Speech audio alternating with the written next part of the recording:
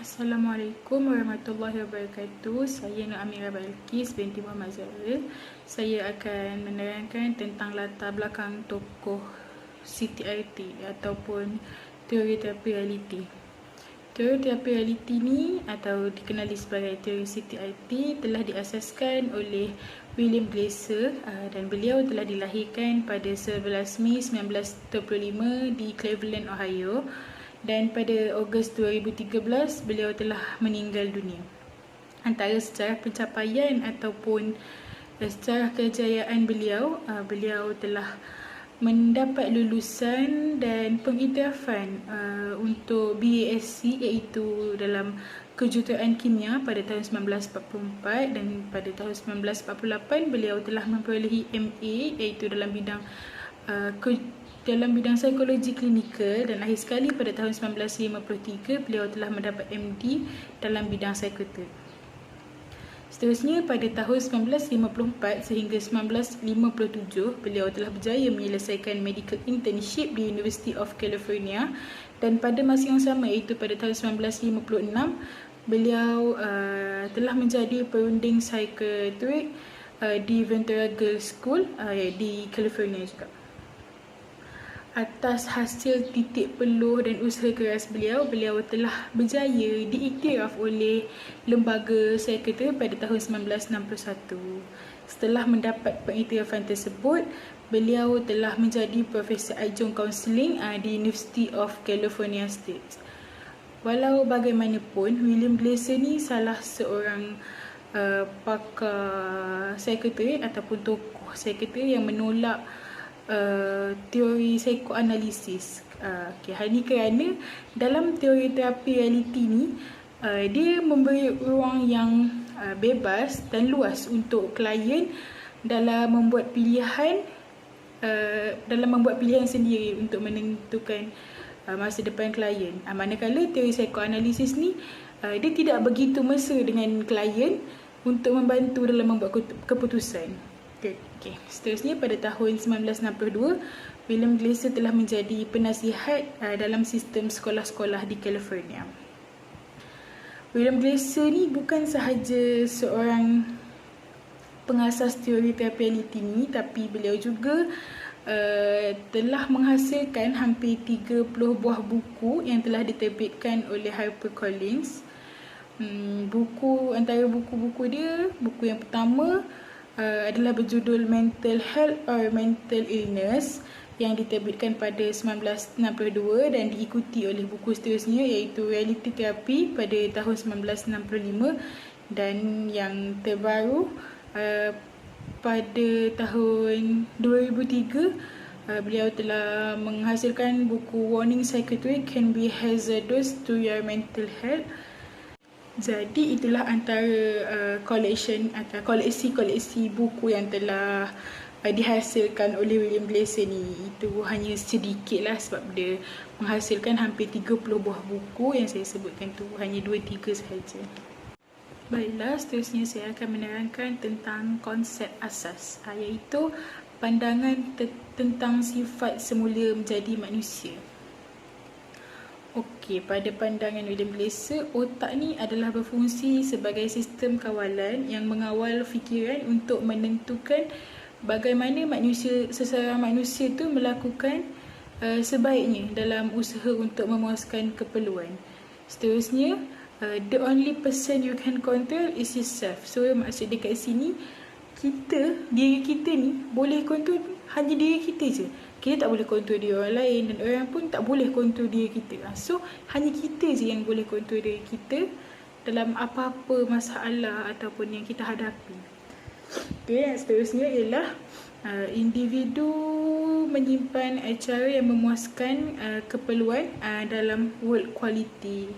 Dan yang keempat, manusia dilahirkan dengan 5 keperluan asas, iaitu yang pertama untuk hidup lah.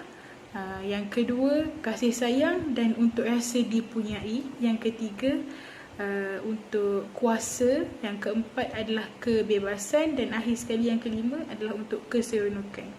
Jadi saya akan terangkan satu persatu tentang keperluan asas manusia ni.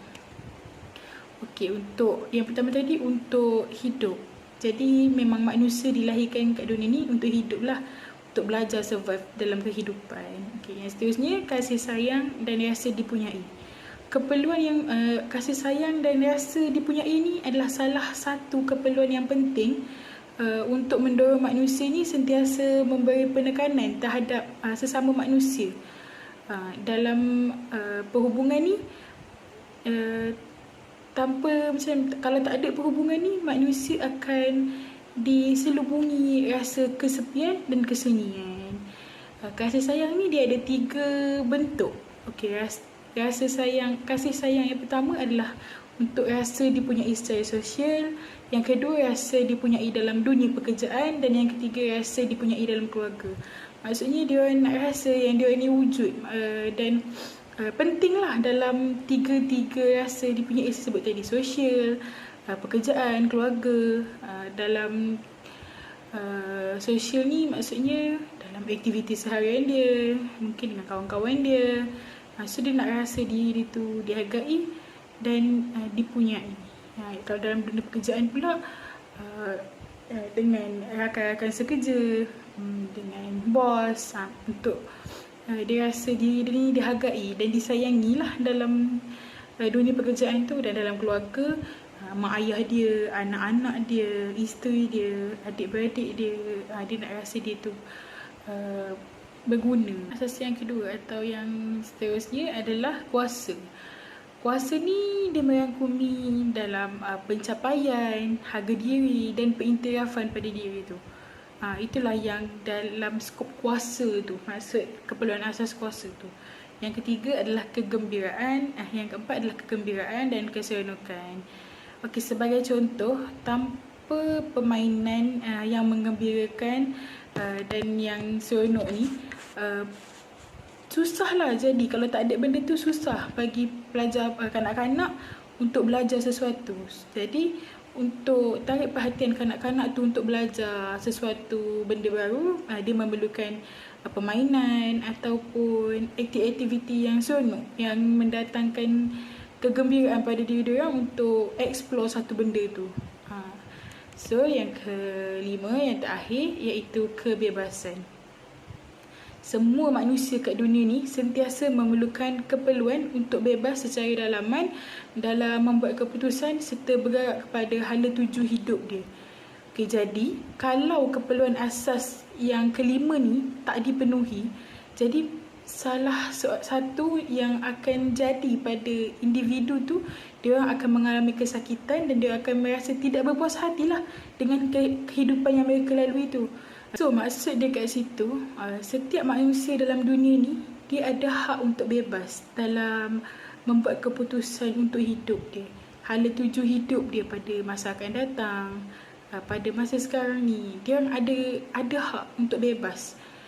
Jadi kalau macam saya cakap tadi, hak keperluan asas yang kelima ni tak dipenuhi, jadi dia orang akan rasa tidak berpuas hati dengan kehidupan dia, sebab apa yang dia orang nak dengan apa yang dia orang lalui tu tak sama. Apa yang dia orang harapkan dengan apa yang dia orang lalui sekarang tu tak sama, sebab apa yang dia orang lalui sekarang tu atas keputusan orang lain, bukan keputusan yang ada pada diri dia. Sebab tu semua manusia kat dunia ni perlu ada kebebasan dalam membuat keputusan, dan orang sekeliling perlu fahamlah dengan hak keperluan asas yang kelima ni, supaya setiap manusia kat dunia ni dapat rasa keadilan untuk menentukan hala tuju dia orang. Maksudnya orang sekeliling ni bukan tak boleh masuk campur, maksudnya macam bagi semangat, ataupun kalau kata nampak macam hala tuju yang dia pilih tu macam tak betul ke, salah ke, boleh cuba bagi bincang dengan dia tentang kesan-kesan yang tak baik, pasal apa-apa risiko yang dia perlu tanggung.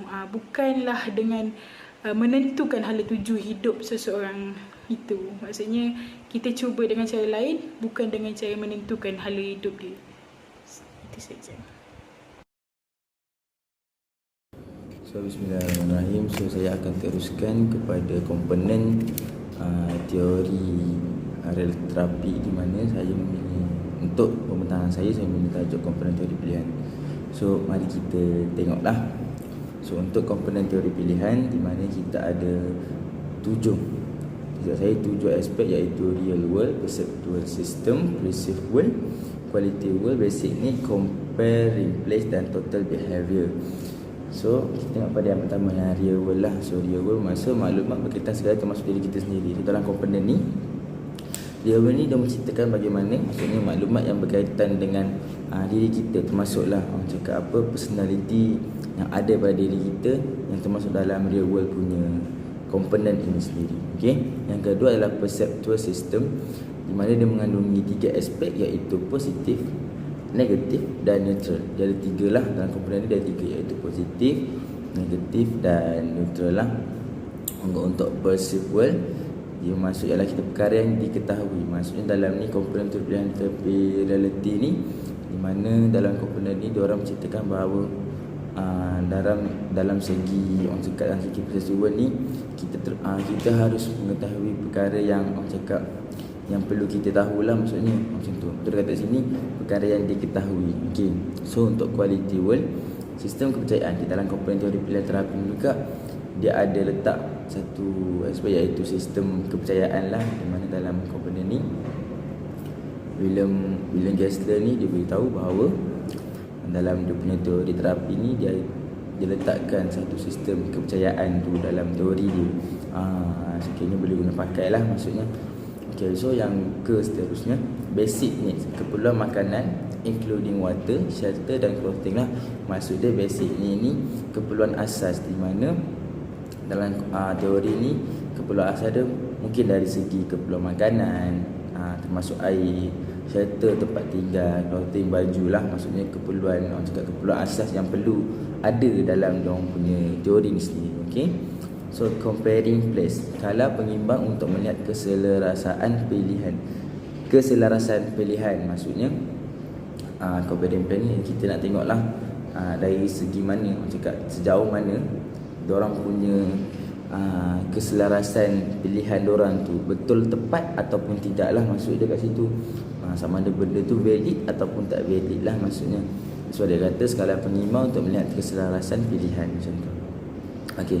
So seterusnya adalah total behavior lah, maksudnya acting, thinking, feeling dan psikologi lah. Di mana total behavior ni secara keseluruhannya merangkumi apa? Acting, lakonan, thinking, pemikiran, feeling, perasaan, dan akhir sekali adalah psikologis lah, di mana dalam komponen juga dia ada 4 aspek. Benda ni yang memainkan peranan dalam orang punya teori terapi ni lah, terapi realiti. Okey, yang seterusnya ialah penerangan teori pilihan tentang tingkah laku. Okey. Penerangan tentang teori pilihan ni maksudnya peranan lah teori pilihan tentang tingkah laku yang ada dalam teori realiti terapi realiti. Okey, yang first kita tengok apa yang kita lakukan dari bayi melahir dunia adalah tingkah laku. Maksudnya apa yang kita buat daripada sejak kita kecil lagi adalah adalah satu benda, tingkah laku lah. Tingkah laku ni adalah orang panggil perbuatan lah. Perbuatan makna katanya apa yang kita lakukan, maksudnya apa yang kita buat daripada kecil sampai ke besar merupakan tingkah laku. Okey. So tingkah laku adalah motivasi dalaman yang dipilih. Maksudnya tingkah laku dalam segi penerangan dalam teori ni, diorang kata tingkah laku dalam motivasi dalaman yang dipilih. Maksudnya benda tu adalah satu benda yang penting dalam diri kita untuk kita terus pilih apa yang kita hendak. Maksudnya kita akan jadikan salah satu benda, akan jadikan itu salah satu motivasi untuk diri kita, untuk kita memilih kita punya penilaian ke diri kita, macam tu. Okay. Tingkah laku ditetapkan oleh individu, ditetapkan oleh individu. Maksudnya tingkah laku tu sendiri, perbuatan yang kita buat tu kita yang tetapkan, bukan orang lain yang tentukan kita punya perbuatan. Tak, maksudnya kita yang tetapkan, maksudnya kita yang kita yang tentukan tingkah laku kita tu dari segi macam mana. Itu kita. So kalau mungkin orang lain, mungkin ada juga tingkah laku orang lain yang tentukan, tapi untuk kita yang tentukan. Macam dalam teori terapi dia kata tingkah laku ditetapkan oleh individu. Maksudnya individu kita lah, diri kita sendirilah, maksudnya kat situ. Setiap tingkah laku adalah cubaan terbaik. Betul. Setiap perbuatan yang kita buat merupakan satu percubaan untuk kita. Kalau kita gagal sekali lagi, first kita gagal, kita try lagi. Kalau kita gagal lagi, kita try lagi sampai kita boleh sampai kita boleh buat sesuatu benda tu. Macam tu. Sebab tu dia kata kat sini, setiap tingkah laku adalah cubaan yang terbaik. Cakap kita tak boleh nak rasa macam satu perbuatan kita buat tu, satu tu tak boleh. Tak, kita kena try sampai kita dapat. Okey. Dibentuk oleh 4 komponen lah. So 4 komponen tu ialah tindakan, fikiran, perasaan, fisiologi. Ada 4 komponen dalam teori terapi realiti ni. So yang pertama tindakan lah, active behavior. Tindakan ni maksudnya aktif ni orang cakap aktif lah, dia cergas lah maksudnya. Okey.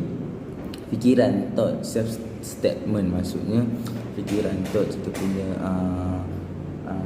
tekaan, kita punya pernyataan ke diri, di mana dalam buat tindakan tu kita fikir betul tak statement kita ni, betul tak orang lain boleh terima ke tak, macam tu. Sama ada kalau orang lain berterima mungkin boleh, tapi kalau tidak maksudnya tak boleh lah. That's why dia kata self statement. So perasaan, anger, joy, pain, anxiety lah. So mungkin perasaan dari segi perasaan marah, enjoy tu dalam segi perasaan mesra, pain, sakit, anxiety lah kan. So benda tu pun memainkan peranan juga dalam orang cakap apa, 4 komponen dalam tingkah laku tu lah. Kalau tingkah laku kita dalam keadaan marah, mungkin kita akan buat tindakan yang terburu-buru, tergesa-gesa, yang tidak betul. Kalau dalam keadaan mesra, keadaan okey, keadaan ceria, mungkin tindakan kita buat tu betul. Kalau dalam keadaan sakit, kita tak nak berfikir.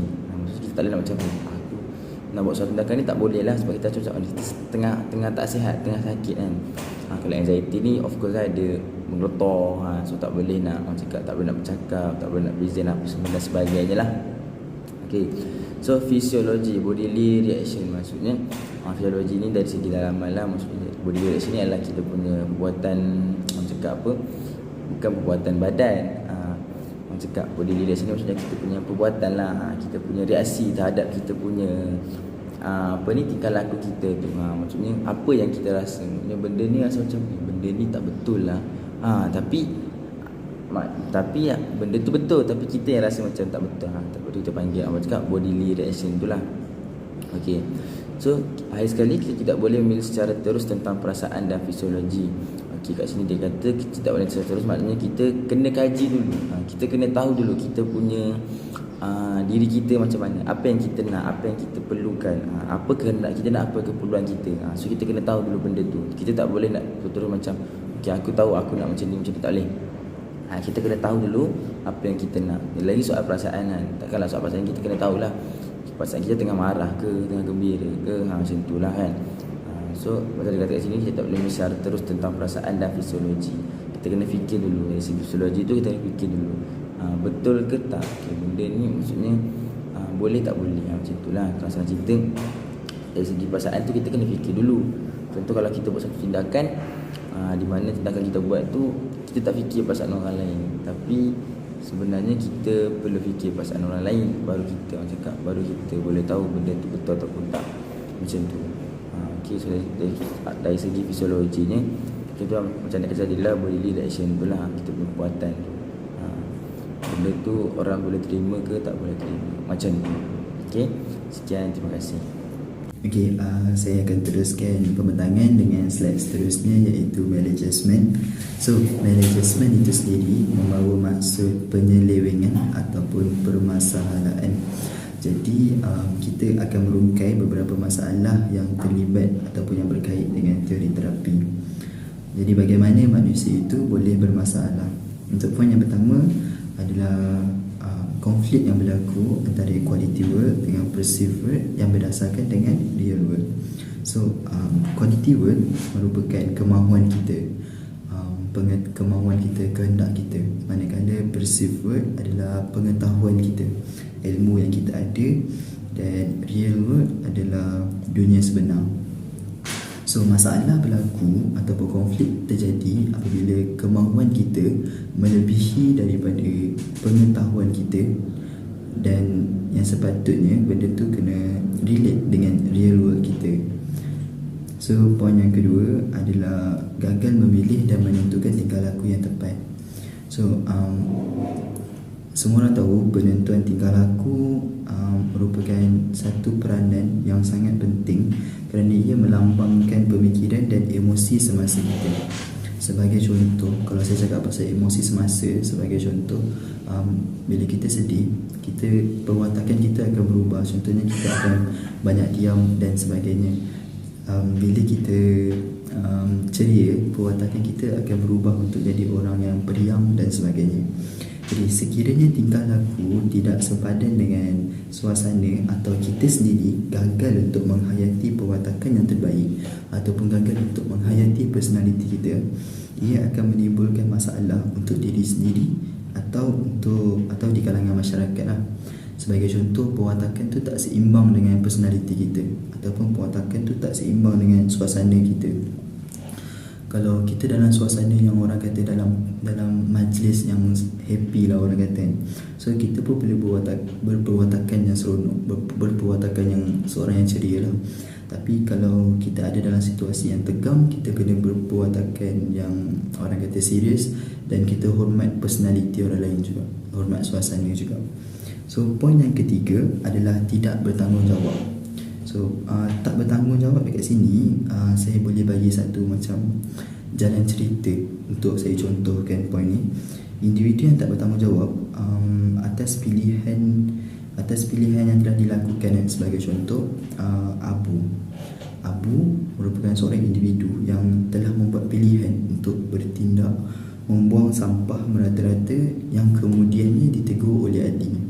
So selepas Adi menegur Abu tidak menghiraukan teguran tersebut sehingga ia mendatangkan masalah kepada diri Abu sendiri. Sebagai contoh, dibenci masyarakat kerana bertindak dengan tidak berfikir yang sewajarnya. So tidak bertanggungjawab merupakan salah satu contoh ataupun salah satu poin untuk mendatangkan masalah kepada manusia menurut teori terapi lah. Jadi poin yang seterusnya ialah personality salah suai. Perkara ini disebabkan oleh kegagalan dalam memahami dan menghayati identiti kita sendiri, ataupun kita gagal untuk memahami personality kita sendiri sehingga personality itu disalah suai. Sebagai contoh, personality adalah perwatakan yang kita akan apply dalam masyarakat kita akan apply dalam kehidupan kita. Jadi perwatakan merupakan perkara penting. Maka setiap perwatakan yang ditonjolkan harus seiring dengan personaliti kita. Bila personaliti salah suai ni, macam saya contohkan untuk poin yang kedua tadi, salah suai tu mungkin tak kena dengan situasi kita, tak kena dengan situasi semasa. Sebagai contoh, macam kita ada dalam satu situasi yang tegang dan kita guna personaliti yang orang kata jadi batu api. So itu personality salah suai yang mendatangkan masalah kepada diri kita sendiri. Untuk poin yang seterusnya, individu yang mengalami gagal identiti cenderung untuk melahirkan kesunyian dan berfikir tidak rasional. Yang ni kita pergi pada salah satu dulu. Kita pergi dekat gagal identiti dulu. Gagal identiti ni adalah individu yang tidak berjaya ataupun kurang berjaya ataupun gagal untuk memahami personality mereka sendiri, untuk memahami identiti mereka sendiri, sehingga mereka mungkin disisih yang menyebabkan kesunyian. Dan kesunyian merupakan salah satu daripada list of mental disorder ataupun masalah kesihatan mental lah. Dan kesunyian juga akan menyebabkan seseorang manusia itu untuk berfikir secara tidak rasional. Jadi bila seorang individu itu berfikir untuk dia membuat pilihan untuk berfikir secara tidak rasional, ia akan mendatangkan beberapa masalah dari dalam diri kita. Sebagai contoh, berfikir secara tidak rasional yang menyebabkan berpunca daripada kesunyian akan menarik seseorang individu itu untuk pergi ke satu tahap di mana mereka akan terjebak dengan negative addiction. So negative addiction ni macam perkara-perkara yang negatif lah, ketagihan untuk membuat perkara-perkara yang tak baik. Contohnya isap rokok, isap pot, toreh tangan, overdose ubat-ubatan yang pada mereka sendiri itu sebenarnya mendatangkan kepuasan, tetapi hakikat dalam kehidupan ia sebenarnya memudaratkan manusia, memudaratkan kesihatan dan masa depan manusia. Dan sebenarnya negative addiction ni tidak menyelesaikan sebarang masalah langsung yang cuma memudaratkan kita. Jadi kalau kita dah mula rasa kesunyian ataupun dah mula untuk berfikir tidak rasional dan cenderung untuk ke arah negative addiction, kita kena cepat macam cari kaunselor ataupun bantuan yang terdekat untuk kurangkan beban daripada simpan sorang-sorang. So poin yang seterusnya adalah bebas membuat pilihan, dan setiap pilihan yang dibuat akan mempengaruhi tingkah laku.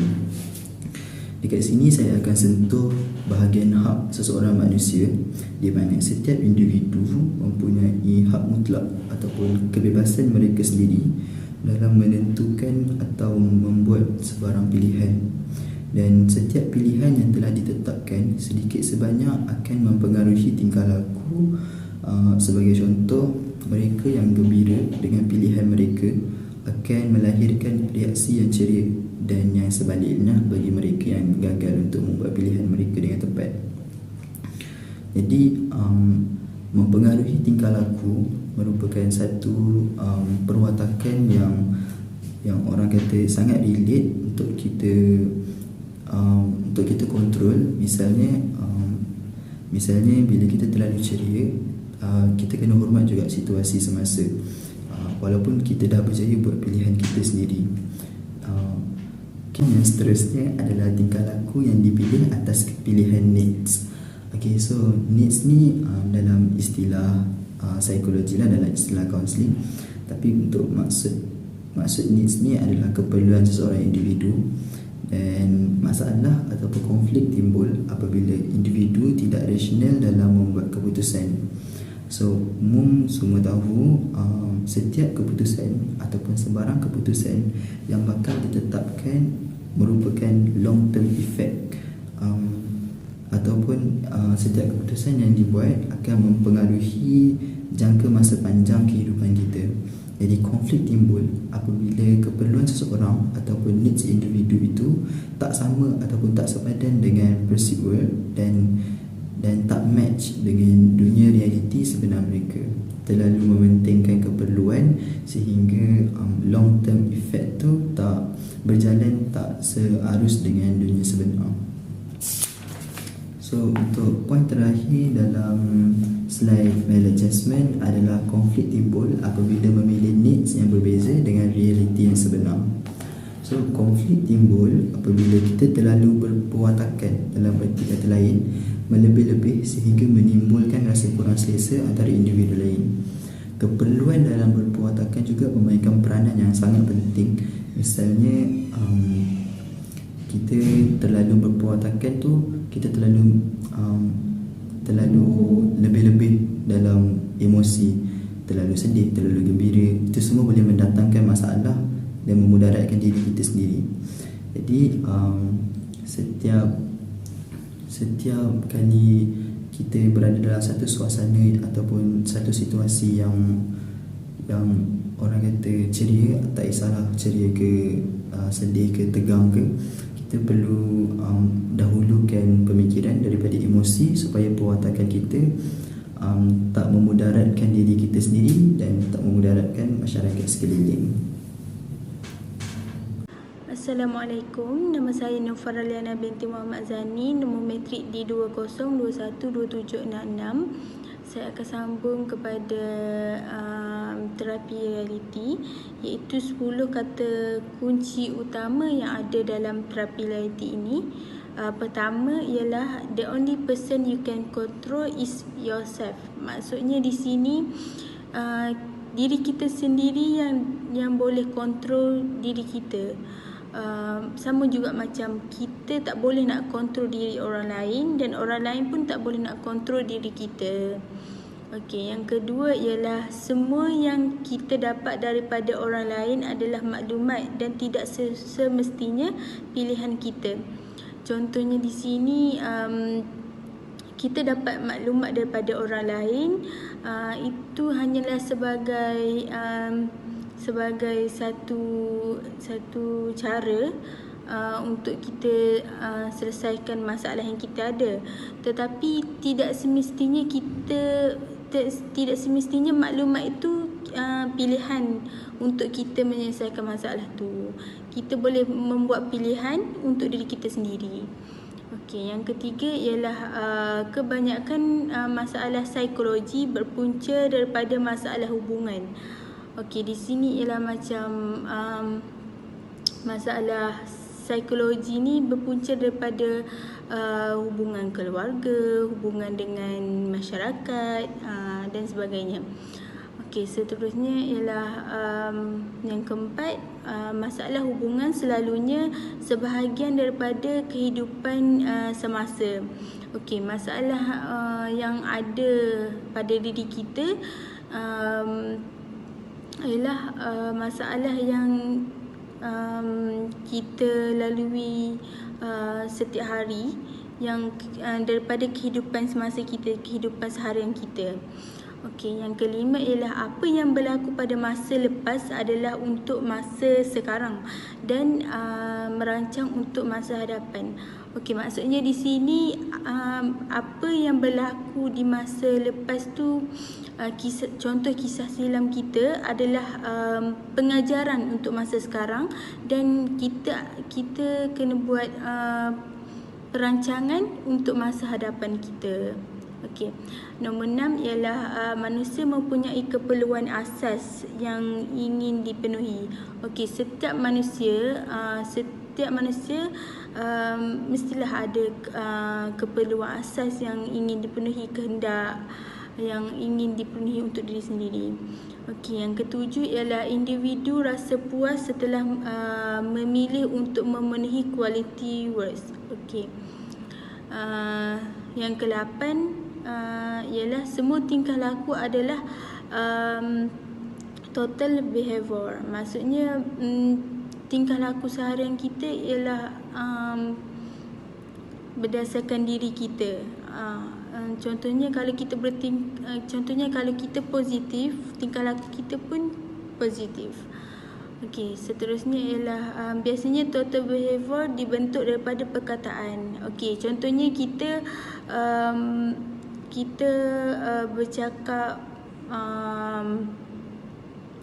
bercakap positif, dan tingkah laku kita pun mengikut perkataan yang kita keluarkan. Contohnya di sini saya memilih untuk depress. Saya depress. Okey, dia pilih untuk depress dan tingkah laku dia pun depress. Okey. Yang ke-10 ialah semua total behavior adalah pilihan, tetapi mudah untuk dikawal melalui action dan thinking. Okey, tingkah laku kita ni adalah pilihan diri kita, tetapi dia boleh dikawal melalui kelakuan dan pemikiran kita. Saya akan ambil alih pematangan untuk slide yang seterusnya, iaitu perkembangan personaliti dan identiti. Untuk poin yang pertama, manusia sentiasa berusaha untuk membentuk identiti. Jadi usaha untuk seorang individu itu ataupun usaha setiap manusia itu kita dapat ukur daripada pemikiran dan penelitian sebelum mereka membuat sebarang keputusan yang akhirnya akan membentuk identiti seseorang. So, terdapat dua jenis personality bagi setiap individu, iaitu identiti kegagalan dan identiti kejayaan. Dua kaedah ataupun dua identiti tersebut memainkan peranan yang sangat penting dalam membentuk identiti seseorang, dan ia bergantung kepada budaya seseorang itu. Bila saya cakap pasal budaya kat sini saya boleh cakap pasal pemikiran ataupun macam mana kita apply perwatakan kita untuk membentuk identiti kita. Kita pergi kepada identiti kegagalan tadi. So identiti kegagalan merupakan arah hidup yang kurang berkesan. Kita ada 3 tahap. Kita pergi kepada tahap pertama, iaitu tahap mengalah. Tahap mengalah ni apabila individu gagal memenuhi keperluannya secara berkesan. Jadi bila kita gagal untuk memenuhi keperluan kita, kemauan kita, kita akan mula untuk mengalah ataupun kurang bersemangat. Dan akhirnya masuk untuk tahap kedua, iaitu memilih simptom negatif. Simptom negatif merupakan permulaan kepada tingkah laku yang kurang berkesan dan ia melibatkan kepada pemikiran serta perwatakan. Bila kita dah mula masuk ke tahap yang kedua, kita akan mula berfikir secara negatif. Macam saya ada explain dekat point maladjustment tadi, saya ada sebut pasal negative addiction. So itu merupakan tahap kedua, kita dah mula berfikir kepada negatif dan akhirnya kita akan masuk ke tahap ketiga, iaitu ketagihan negatif. Dekat sini total behavior akan dimanifestasikan oleh pemikiran negatif kita. Total behavior ni perwatakan kita lah. Contohnya macam mana kita acting, macam mana kita thinking, macam mana kita nak apply suasana dalam macam mana kita nak faham suasana tu dalam pemikiran kita. Bila kita dah mula untuk terjebak dengan tahap ketiga, negative addiction ataupun ketagihan negatif, kita akan mula mengalami kemerosotan dalam membentuk identiti dan menganggap tingkah laku tidak berkesan sebagai salah satu untuk memenuhi kemahuan kita. Jadi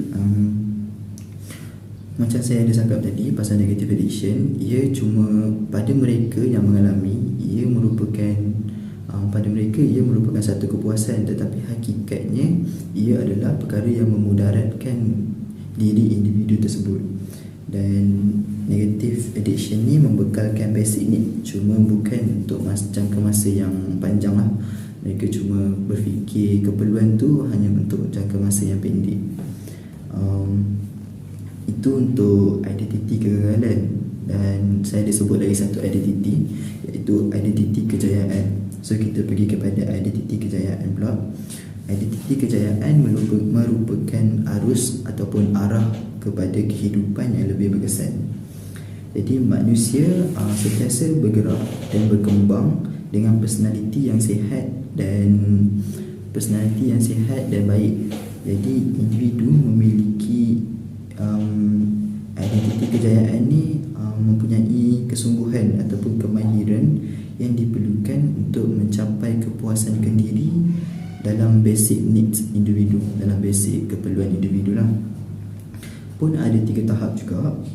Macam identiti kegagalan, identiti kejayaan juga ada 3 tahap. Tahap pertama adalah keinginan untuk berubah.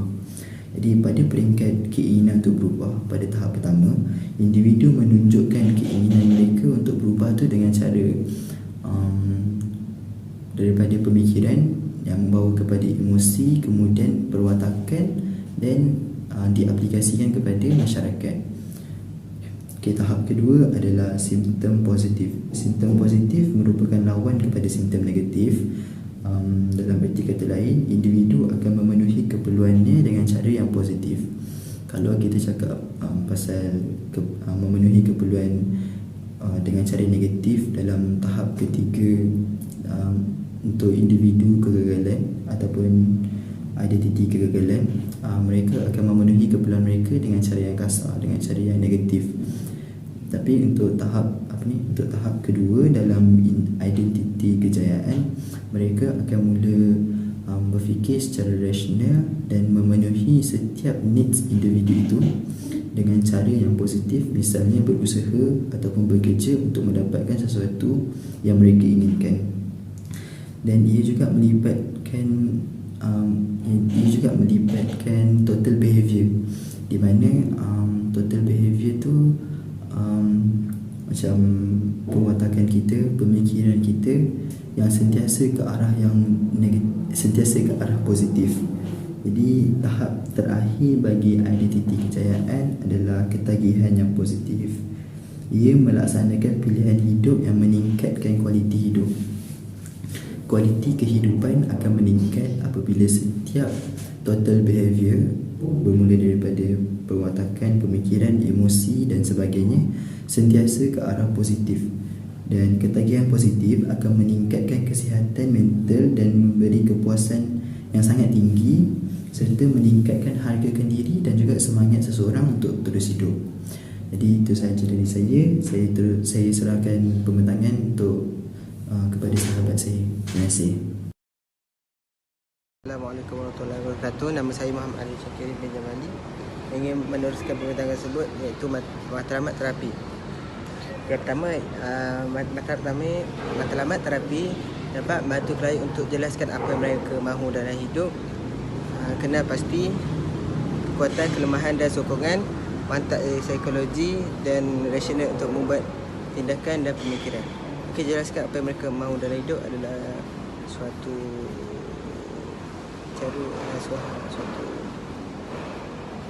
perasaan yang memang kita mahu apa yang kita mahukan dalam hidup kita sebenarnya. Kita kena pasti kekuatan, kelemahan dan sokongan, iaitu mengenal diri kita lebih dalam, iaitu mengenal pasti kekuatan diri, kelemahan diri dan sokongan diri. Okey, yang terakhirlah mantak psikologi dan rasional untuk membuat tindakan dan pemikiran. Okey, dari situ dari psikologi kita lebih baik dan kita boleh berfikir dengan lebih rasional untuk membuat tindakan dan pemikiran. Okey, Corey 1982 menyatakan melihat matlamat terapi adalah bantu klien cari jalan yang berkesan, fokus kepada kesedaran klien. Itu bantu klien cari jalan yang berkesan adalah memang suatu cara matlamat terapi untuk menyelesaikan segala jenis masalah, dan kita akan memfokuskan seluruhnya kepada kesedaran klien. Seterusnya adalah aplikasi prosedur dan teknik terapeutik. Aplikasi prosedur dan teknik terapeutik dikonsepkan sebagai kitaran kaunseling menggunakan dua komponen meja. Yang pertama ialah mencipta persekitaran kaunseling ataupun environment yang positif terhadap persekitaran. Mengimplementasi prosedur khusus yang membawa kepada perubahan tingkah laku. Okey, yang pertama ialah persekitaran kaunseling dapat kena mewujudkan suasana kepercayaan, penerimaan, proses membantu dan semua kemahiran kaunseling. Okey, dalam persekitaran kaunseling tu kita kena wujudkan suasana yang aman, damai, seperti yang kita belajar. Perlu selesakan diri dan terhadap klien dan kaunselor. Okey, kaunselor perlu cuba mengawal klien dan tidak membiarkan mereka mengawal kaunselor. Iaitu kita sebagai kaunselor harus mengawal klien tersebut agar dia tidak membuat perkara-perkara yang tidak sia-sia ataupun tidak memberikan fokus kepada kita. Okey, tiada paksaan persekitaran yang bebas dan tiada paksaan dan persekitaran yang bebas, iaitu tiada paksaan sama ada dia mahu menerima ataupun tidak kita punya nasihat tu. Okey, prosedur ke arah kebutuhan. WDEP. Yang pertama wants, need and perception. Wants, need and perception ni adalah mungkin soalan yang sering digunakan adalah apa yang anda mahu dari orang lain ataupun apa yang anda mahukan anda telah dapat. Seperti itu, yang macam apa yang kita ingin capaikan sebenarnya. Okey. Yang kedua adalah D juga. D, membincangkan ataupun direction and doing, membincangkan arah tingkah laku dan melakukannya. Okey. Seperti soalan macam dalam bahasa Melayunya orang kata apa yang anda telah buat, apa yang awak buat. Maksudnya dalam apa, maksudnya menyebabkan terapis bertanya dengan terperinci. Apa yang menekankan dengan masa gini berfokus pada klien dan keseluruhan tingkah laku penunjukan arahan tindakan khusus, fikiran, perasaan dan simptom fizikal klien. Okey, E ialah evaluation. Membantu klien membuat penilaian. Okey, penilaian ini adalah merupakan perkara yang paling utama dalam terapi Glaser 1990-an, Namu Body 1990 dan 1991. Itu mengatakan bahawa jantung pada terapi relatif adalah penggunaan soalan penilaian kendiri oleh kaunselor. Okey, last sekali ada P, planning dan commitment. perancangan lah kalau aku. Sebenarnya kita ambil simple lah. Macam perancangan bukanlah complicated. Okey, tujuan yang dapat dicapai. Jika perancangan sukar atau jangka yang panjang, klien akan merasa lemah dan tidak mampu mengikut keseluruhannya. Okey. Seterusnya saya akan mentangkan kerjaan kes. Amir mengalami dilema dalam buat keputusan untuk berangka masa depannya. Di samping itu, beliau masih dalam kekeliruan untuk membuat pilihan dalam menjadi pensyarah atau tidak. Oleh itu, Amir memerlukan khidmat kaunseling bagi menentukan perancangan kerjayanya dan bimbingan bagi mencapai impiannya sebagai seorang pensyarah. Kaunselor menggunakan kaedah teori terapi realiti untuk membantu kliennya. Dalam masa sama, beliau merancang bersama klien dan melakukan beberapa penilaian untuk memastikan rangka kerjaya kliennya tercapai. Sebagai seorang pembimbing, kaunselor tidak menghukum tapi menyatakan kerugian berkata. Okey, dalam kes ni teori ini harus digunakan untuk klien tersebut mendapat lebih kemahuan dalam diri ataupun nasihat yang lebih berkesan dan lebih tepat untuk menyelesaikan masalah tersebut. Okey, kaunselor itu dia memang kita tidak boleh, sebagai kaunselor kita tak boleh menghukum orang sehati sama ada dari segi luarannya. Okey, kita tidak tahu sama ada hati dia baik ataupun sebaliknya. Okey, sekian, terima kasih. Sebagai kesimpulan daripada terapi realiti ni, iaitu terapi realiti ni dianggap paling mudah lah yang dipraktikkan kerana ianya bersifat realistik dan praktikal untuk digunakan dalam banyak bentuk perkhidmatan kaunseling lah. Tujuan dan matlamat terapi ini ialah untuk mengatasi pelbagai masalah tingkah laku dan emosi negatif di kalangan remaja dan belia. Okey, selain itu juga kebolehpercayaan dan keyakinan terhadap kemampuan individu untuk memimpin dirinya sebagai seorang yang bertanggungjawab, lebih memberi penghormatan dan sokongan moral kepada individu juga.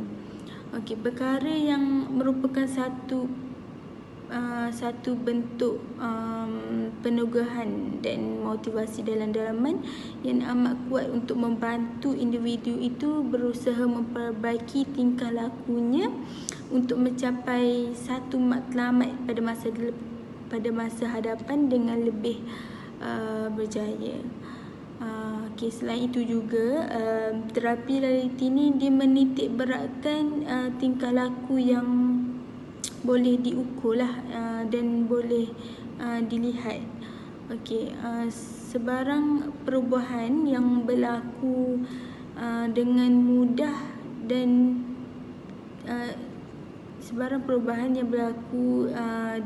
dapat dikesan lah dan dinilai oleh klien ataupun seseorang itu sendiri. Okey, di samping itu juga keadaan ini mendorong seseorang ataupun klien untuk teruslah memperbaiki dan berusaha ke arah yang lebih baik.